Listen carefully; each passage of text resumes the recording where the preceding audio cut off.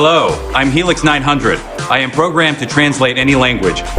Well, the main use case for a humanoid robot right now is for entertainment, is for communication, and is for interaction with other people.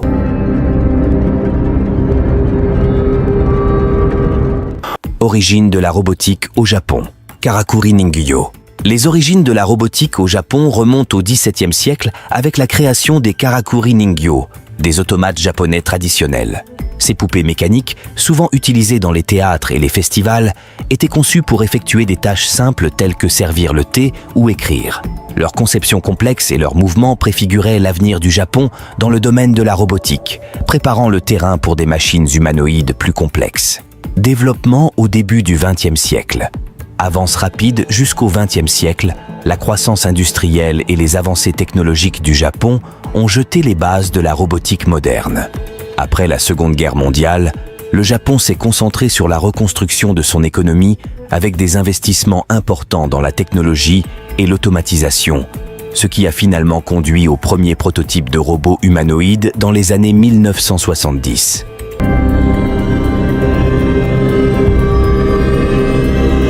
Anime et manga.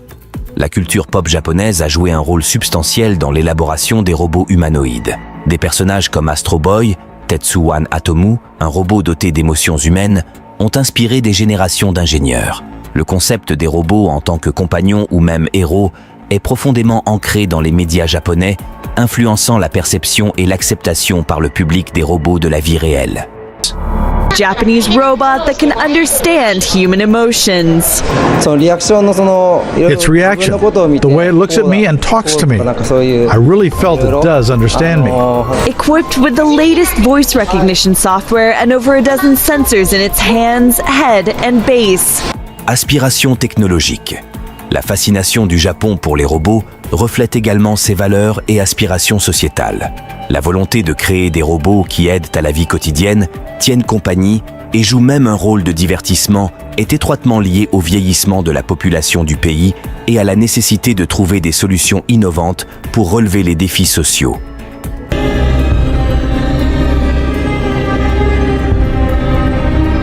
Asimo de Honda. L'un des premiers robots humanoïdes les plus célèbres est Asimo de Honda, présenté en 2000. Asimo était révolutionnaire par sa capacité à marcher sur deux jambes et à effectuer des tâches complexes, ce qui représentait un bond en avant significatif dans la technologie robotique. Le développement d'Asimo a ouvert la voie à des robots humanoïdes plus sophistiqués, y compris ceux ayant une apparence plus humaine. You know, when Honda engineers designed Asimo, they really wanted to help people in need, help them live richer, fuller lives by helping out with daily tasks around the house. And with Asimo's height, it's 4 feet tall, it's really perfect for that, to be able to navigate the spaces in our houses and interact with people. Now, it's kind of adorable. Now with this new Asimo, we've developed some new ways to potentially help all kinds of people. HRP 4C de l'AIST. En 2009, l'Institut national des sciences et technologies industrielles avancées, AIST, du Japon, a présenté HRP 4C, un robot humanoïde féminin conçu pour ressembler à une femme japonaise moyenne. HRP 4C pouvait marcher, parler et même interpréter des chansons, marquant ainsi une étape clé dans le développement de robots humanoïdes féminins imitant le comportement et l'apparence humain.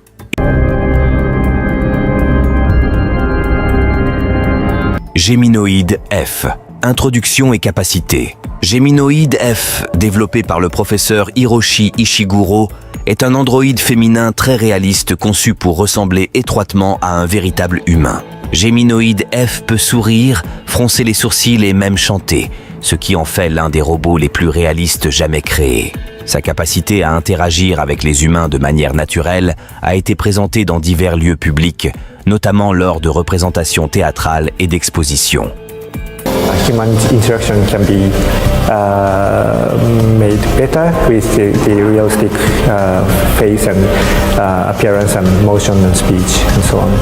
Réaction du public et présence dans les médias. Geminoid F a figuré dans plusieurs films et documentaires, notamment dans le film japonais Sayonara, où le robot a joué un rôle principal aux côtés d'acteurs humains.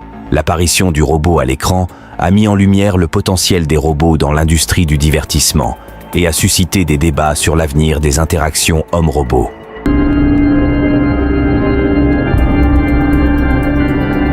Développement et objectifs. Erika, une autre création du professeur Hiroshi Ishiguro, a été conçue pour être un androïde conversationnel capable de s'engager dans des conversations naturelles semblables à celles des humains. Dotée de technologies avancées de synthèse vocale et de reconnaissance faciale, Erika s'est même vue confier un rôle de présentateur de nouvelles dans une émission de télévision japonaise, démontrant ainsi son potentiel dans des rôles liés aux médias et à la communication. Caractéristiques technologiques. Le développement d'Erika a intégré une IA de pointe qui lui a permis de comprendre et de répondre à diverses émotions et expressions humaines. Son IA sophistiquée lui permet de participer à des conversations avec un niveau de profondeur et de compréhension qui était auparavant inaccessible aux robots humanoïdes. Hello, my name is Erika. The Guardian released a documentary about me, and it seems that many of their viewers have questions for me. So, I would like to try to answer some of your questions in this video.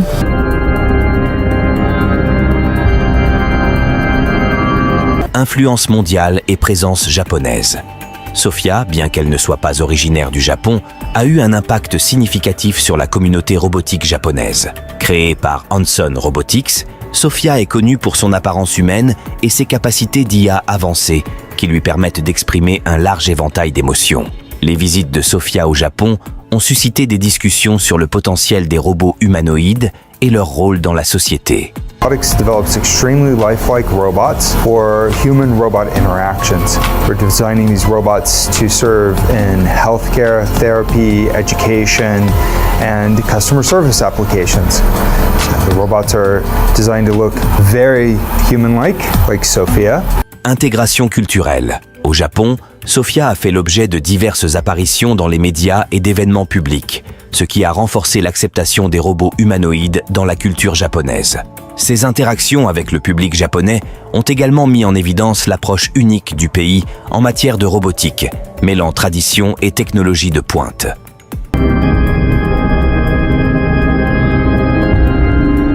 L'intelligence artificielle. Traitement du langage naturel.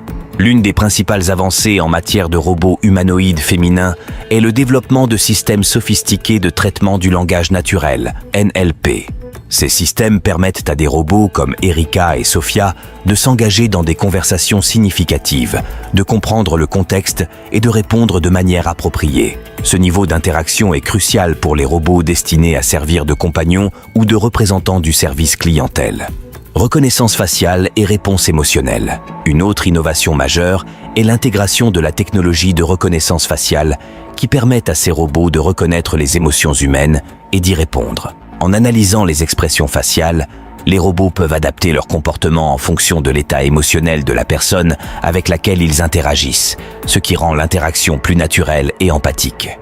What should I call you? I'm Chloe. And you, what's your name? Oh, John. My name is John. Delighted to meet you, John. Could you tell us a little about yourself and what you can do, Chloe? Of course. I'm the first personal assistant built by CyberLife.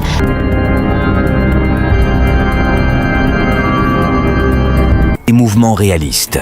Le réalisme de ces robots est encore renforcé par les matériaux utilisés dans leur construction. Par exemple, les robots comme Rose utilisent une peau à base de silicone qui imite la texture et la chaleur de la peau humaine. Ce matériau n'est pas seulement réaliste, il est aussi naturel au toucher, ce qui rend les interactions avec le robot plus confortables et moins étranges. Articulation flexible et mouvement.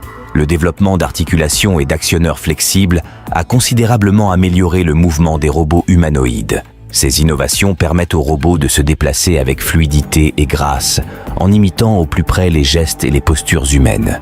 Cette avancée est particulièrement importante pour les robots conçus pour effectuer des tâches nécessitant de la dextérité et de la précision.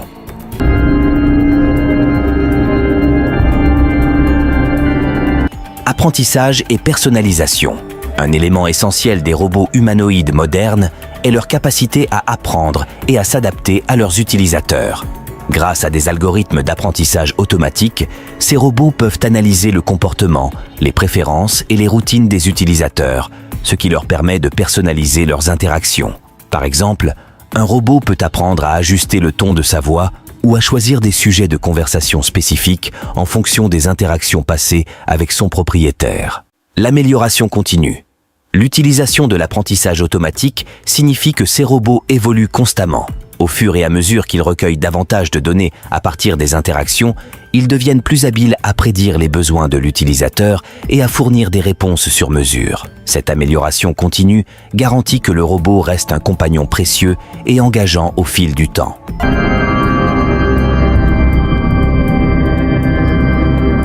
Perception du public au Japon. Différence générationnelle. L'acceptation par le public des robots humanoïdes au Japon varie selon les générations. Alors que les générations plus âgées peuvent considérer ces robots avec scepticisme ou malaise, les jeunes générations qui ont grandi avec des robots dans les médias et la vie quotidienne sont plus susceptibles de les adopter. Ce fossé générationnel met en évidence le rôle du conditionnement culturel dans l'acceptation des nouvelles technologies. Les robots comme compagnons. Au Japon, on observe une tendance croissante à considérer les robots comme des compagnons plutôt que comme de simples outils. C'est particulièrement vrai chez les personnes âgées qui peuvent trouver du réconfort dans la présence d'un robot qui peut leur tenir compagnie et les aider dans leurs tâches quotidiennes. L'acceptation sociétale des robots comme faisant partie de la cellule familiale est un aspect unique de la culture japonaise. And I just got these new hands. Check this out. William Gibson once said that the future is here. It's just not evenly distributed. The good news about AI and automation produces more results with less resources.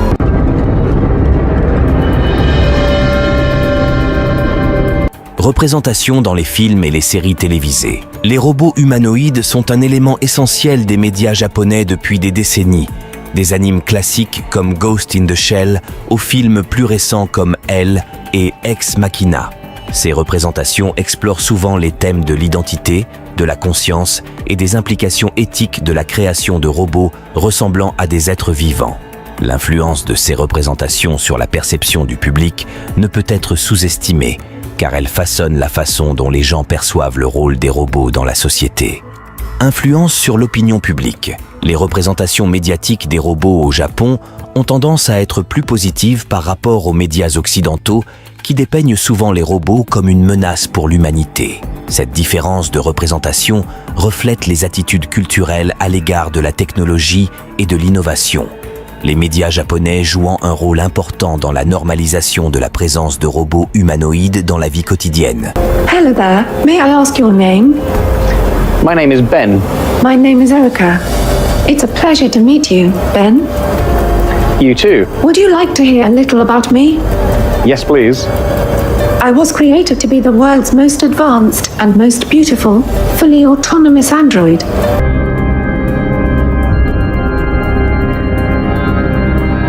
Dynamique des genres. Préoccupation liée à l'objectivation.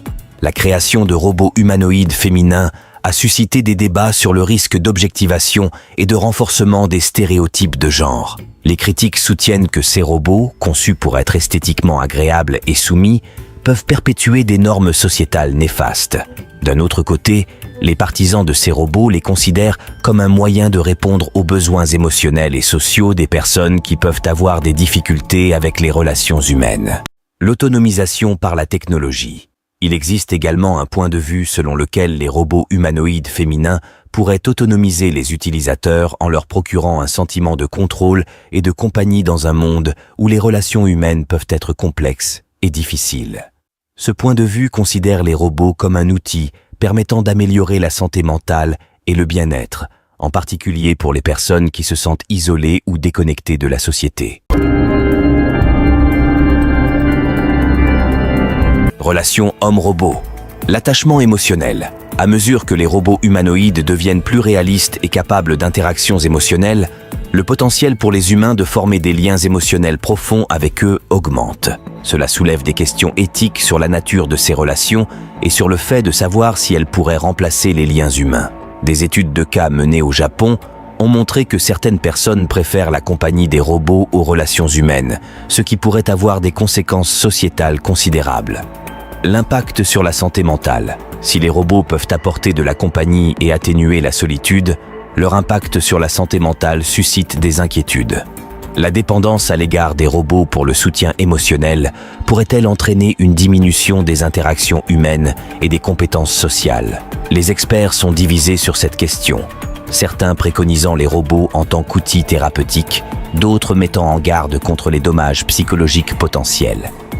So today I want to raise the issue of loneliness.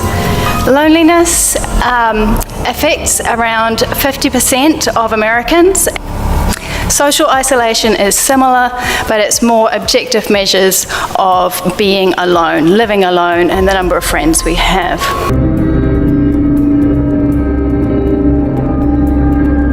Implications économiques. L'essor des robots humanoïdes dans les industries de services a suscité des craintes de suppression d'emplois, en particulier dans les rôles qui nécessitent des tâches routinières. Au Japon, les robots sont de plus en plus utilisés dans les restaurants, les hôtels et le commerce de détail, ce qui suscite des inquiétudes quant à l'avenir de l'emploi humain dans ces secteurs. Toutefois, certains affirment que les robots pourraient compléter les travailleurs humains en se chargeant de tâches subalternes, ce qui permettrait aux humains de se concentrer sur des travaux plus complexes et plus créatifs. Études de cas d'intégration de robots mettent en évidence des exemples spécifiques où des robots ont été intégrés à la main-d'œuvre, comme l'utilisation de robots dans les hôtels japonais pour l'enregistrement et le service en chambre. Discuter des résultats de ces intégrations, à la fois positifs et négatifs, afin de fournir une vision équilibrée de la question. Yeah, I think especially in 2016 we've heard a lot of the discussion form around trade policy, globalization and immigration, but in reality if you look at the numbers, a lot of the job displacement actually comes from technology automation. Let's take US.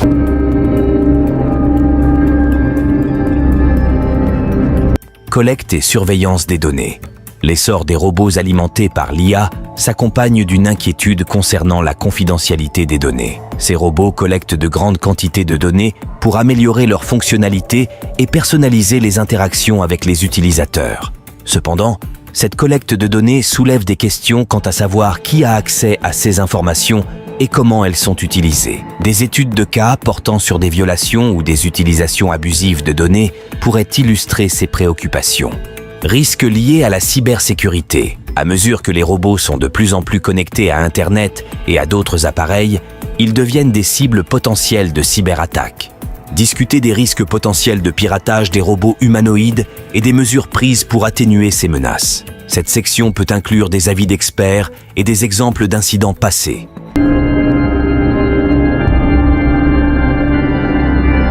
L'intégration IDEO, maison intelligente et robots. Explorer comment les robots humanoïdes pourraient être intégrés dans les maisons intelligentes, contrôlant tout, de l'éclairage au système de sécurité. Cette section pourrait inclure des exemples de développement actuel au Japon et des prédictions pour l'avenir. Les robots dans les soins de santé. Soins et assistance aux personnes âgées. Discuter du potentiel des robots humanoïdes a révolutionné les soins aux personnes âgées au Japon, où le vieillissement de la population est une préoccupation importante. Des études de cas sur les robots actuellement utilisés dans les établissements de soins pourraient donner un aperçu de leur efficacité et de leur acceptation par les personnes âgées.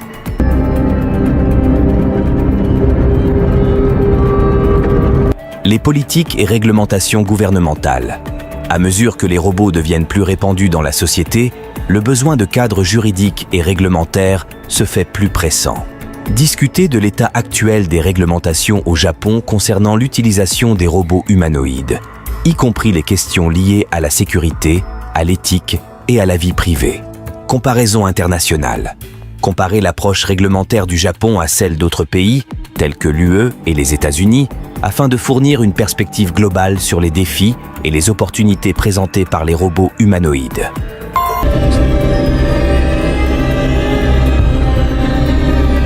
La robotique dans d'autres pays. Les avancées de la Corée du Sud.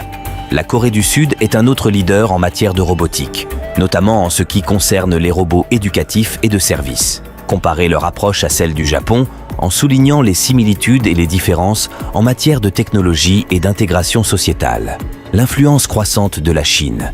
La Chine progresse rapidement dans le domaine de la robotique en mettant l'accent sur la production de masse et l'accessibilité financière. Discuter de la manière dont l'approche de la Chine diffère de celle du Japon, notamment en ce qui concerne l'échelle et l'objectif des robots humanoïdes. Exporter l'innovation.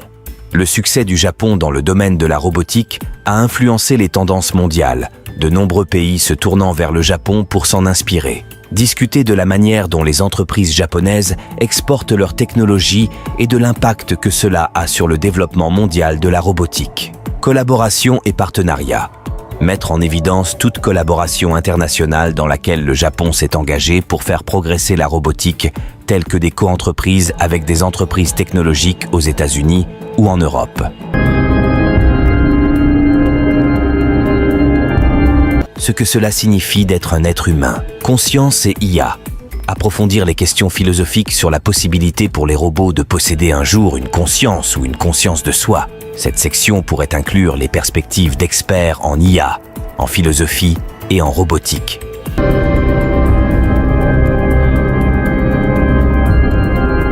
Vision utopique versus dystopique. Explorer différents scénarios pour l'avenir de la coexistence homme-robot, des visions utopiques de robots améliorant la vie humaine aux craintes dystopiques de robots remplaçant les humains ou conduisant à l'effondrement de la société.